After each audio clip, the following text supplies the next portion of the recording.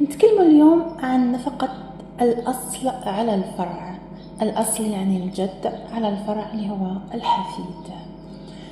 نفقة الأصل أي الجد على الفرع اللي هو الحفيد تكون حسب القدرة والاحتياج.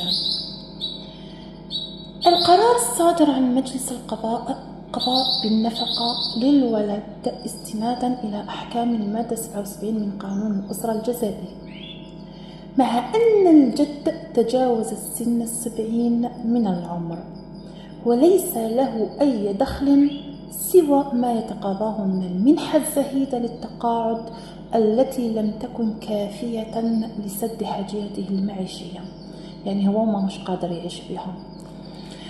مع أن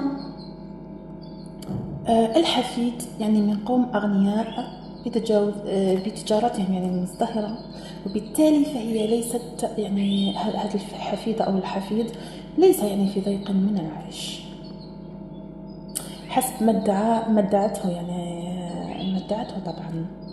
لكن بالرجوع إلى القرار وعلى ما هو ظاهر من الحيثيات، فقد استند في فرض النفقة على الجد للأب إلى ما توجبه المادة 77 من قانون الأسرة الجزائري، دون أن يتحقق من أن مرتب معاشه الراتب، يعني راتب المعاش يكفيه، طالما أن نفقة الأصول على الفروع تفرض حسب القدرة والاحتياج.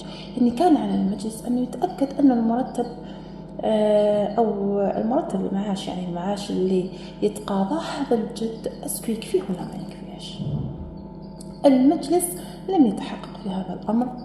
أيضا مراعاة درجة القرابة في الإرث، فضلا عن ذلك أن الفقر واليسار يثبتان بالبينة القانونية سواء بالنسبة للأم أو بالنسبة أو الجد للأب، إلا أن القرار الصادر عن مجلس القضاء قضى بالنفقة للولد دون أن يناقش ذلك،